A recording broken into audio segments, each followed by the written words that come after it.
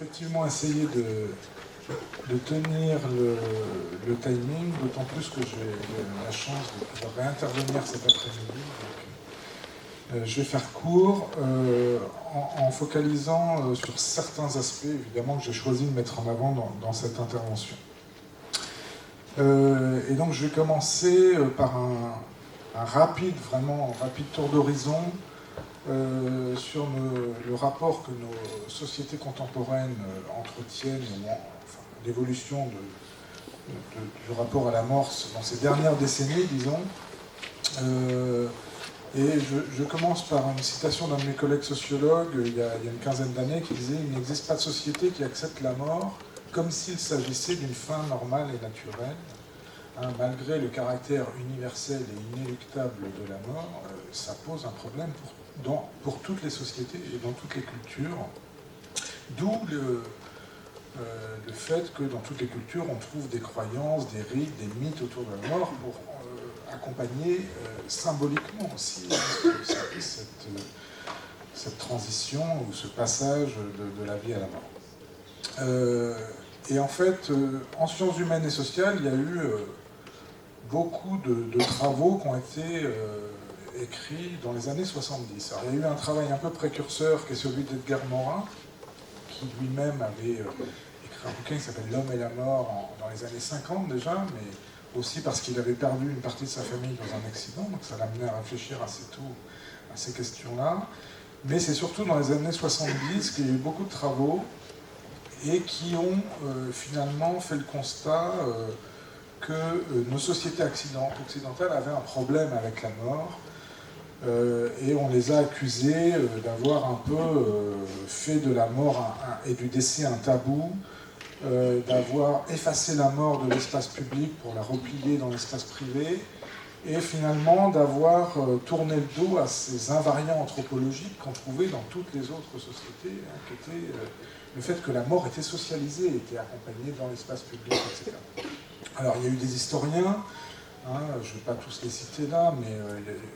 les plus importants, des sociologues, des anthropologues, des philosophes, qui tous, à leur façon, avec quelques divergences parfois, mais globalement qui partageaient un peu le même constat, en décrivant ces évolutions de notre rapport à la mort, ils constataient la perte de sens, le déni dans lequel on se trouvait face à la mort, le refoulement dont elle faisait l'objet dans nos sociétés, et finalement décrivaient une forme d'exception anthropologique qui était un peu propre à nos sociétés contemporaines. Et effectivement, à partir de ces travaux et d'autres depuis, puisqu'il y a eu énormément de publications à partir des années 70, 80 et par la suite, on a constaté, décrit, montré différentes formes de privatisation, d'intimisation de la mort, un recul des rites, des rituels d'accompagnement de la mort, évidemment aussi une grosse médicalisation de la fin de vie. Et donc, se sont développées aussi, de ce fait, beaucoup d'interrogations et de dénonciations autour de la question du mal mourir dans nos sociétés modernes. C'est la raison pour laquelle aussi, dans les années 80, vont se développer à la fois le mouvement associatif, la DMD, Jeanne d'Arc notamment,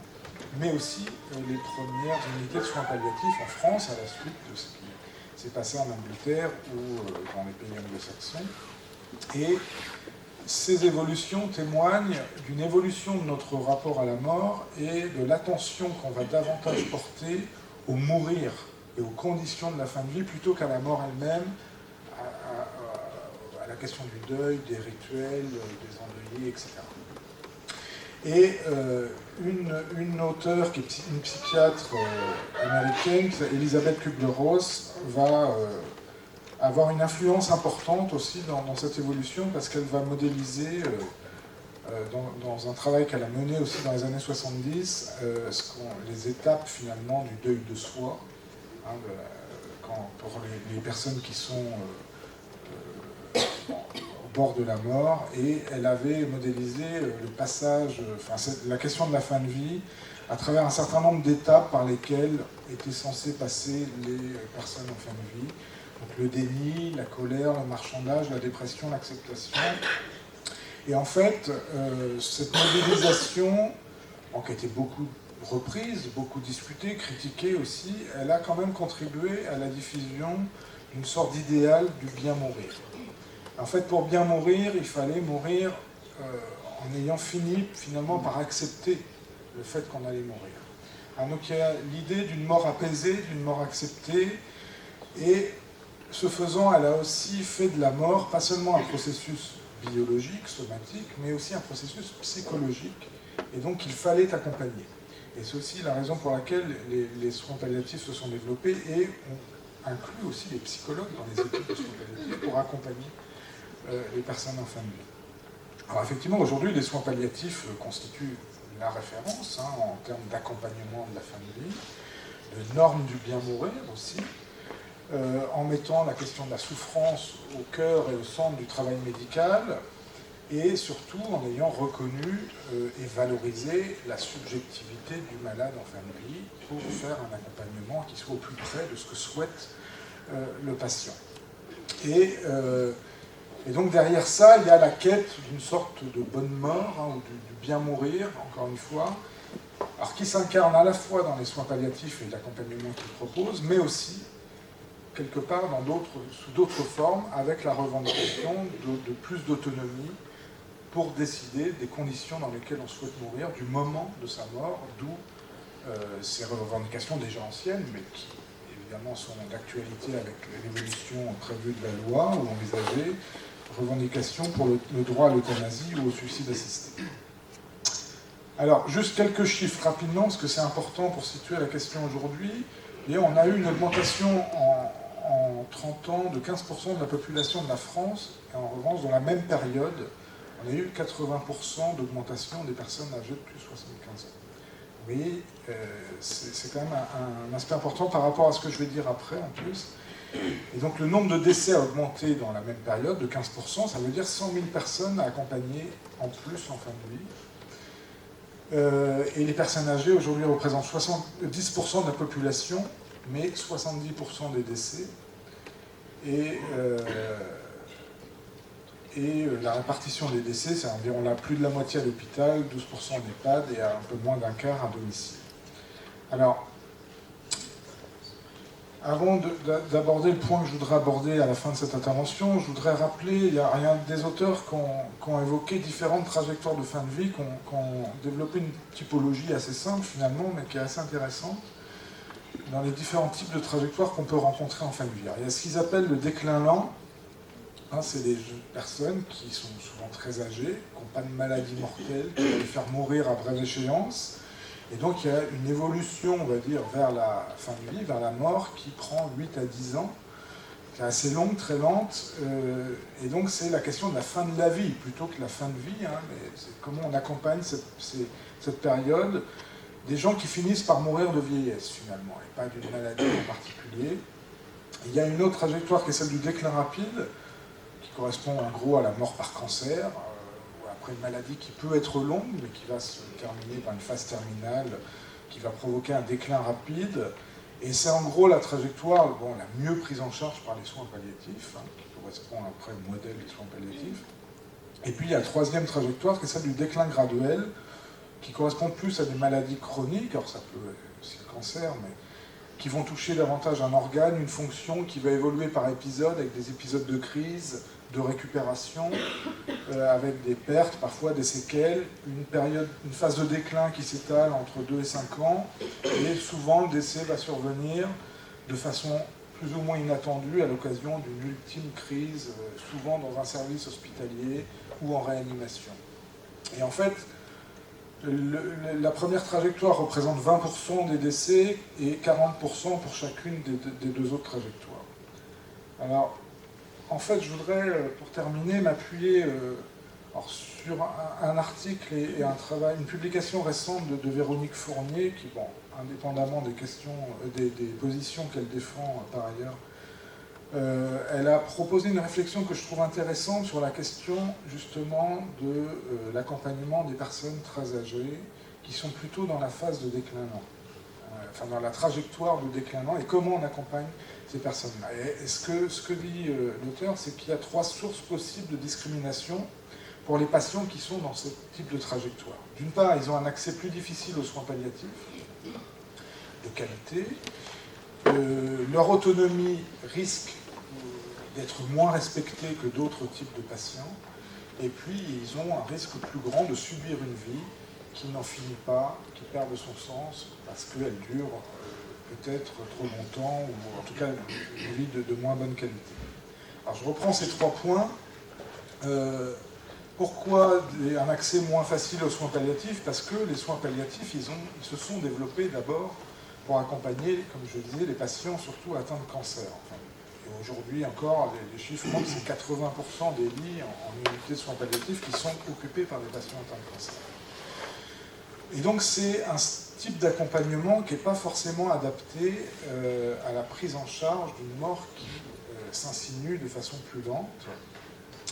Et donc pour les patients qui meurent de vieillesse mais qui ne sont pas atteints de cancer, on constate un accès aux soins palliatifs qui est souvent plus tardif, moins fréquent, et avec une filière moins organisée, avec plus de risques de rupture dans la prise en charge, et donc avec des difficultés que ça comporte. Il y a des causes qui sont liées aux patients, parce que la vieillesse, ce n'est pas vraiment une maladie, même si des fois on la considère un peu comme une maladie. Et donc pour mourir de vieillesse, il faut que la médecine, d'une certaine manière, l'autorise. C'est-à-dire qu'il y a un moment, il faut qu'on dise, ou que les médecins disent, on ne va pas traiter cette énième complication, et ça va éventuellement provoquer le décès de la personne, mais si on la traite, ça peut encore durer plus longtemps, etc.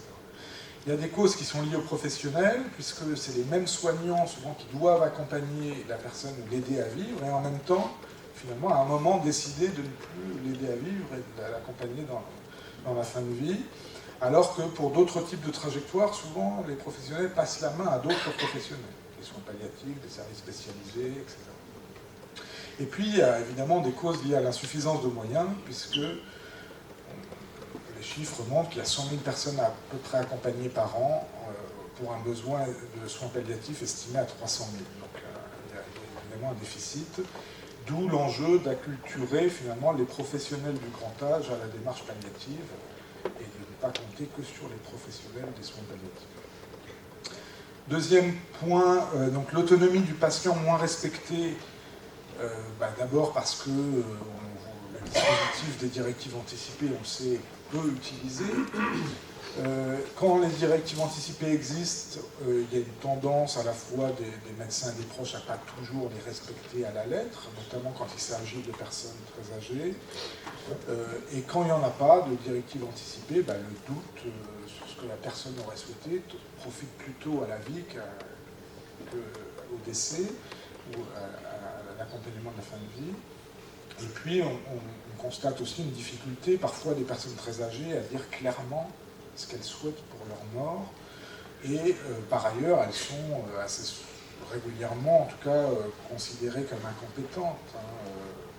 Alors, pas forcément sous tutelle, en tutelle, curatelle, etc., mais quand même incompétentes. Et donc, il y a une forme d'ambivalence collective face à la reconnaissance et au respect de leur autonomie du fait de la vulnérabilité liée au grand âge. Et puis, dernier point, ce sera ma dernière diapo, certaines personnes âgées, pourtant, gardent une autonomie de pensée, de volonté,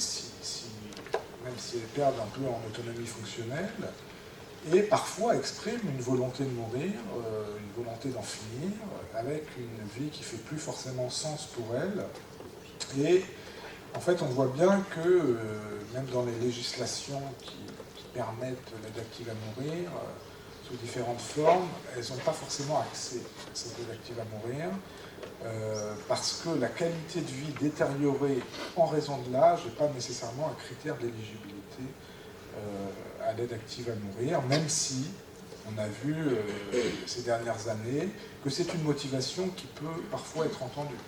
Il y a eu le cas de David Goudal, un scientifique qui a 104 ans, qui a eu accès au suicide assisté, Jean-Luc Godard aussi, dont on a parlé dans les médias. Des gens qui correspondaient à cette trajectoire de déclin lent finalement, et qui, à ce titre, ont réclamé d'être accompagnés.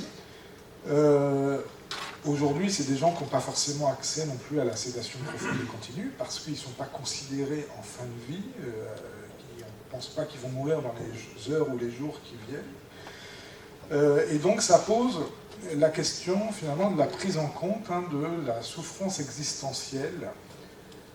dans l'accompagnement de la fin de vie, avec évidemment les risques de dérive qui sont pointés par certains.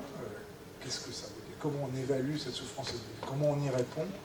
Puisqu'on a vu aussi le cas d'une jeune femme qui a bénéficié d'une aide active à mourir à une vingtaine d'années, donc ça pose aussi des questions. Mais pour le grand âge, en tout cas, il est quand même probable, au regard, je ne vous ai pas montré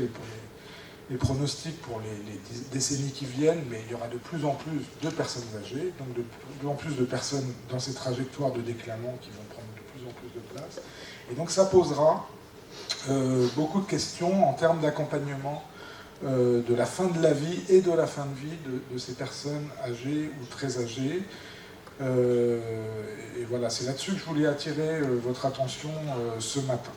Je vous remercie et puis je vous renvoie juste aux différents travaux qu'on a menés à l'espace de réflexion éthique sur la question de la fin de vie, mais j'aurai l'occasion d'en évoquer un en début d'après-midi. Merci.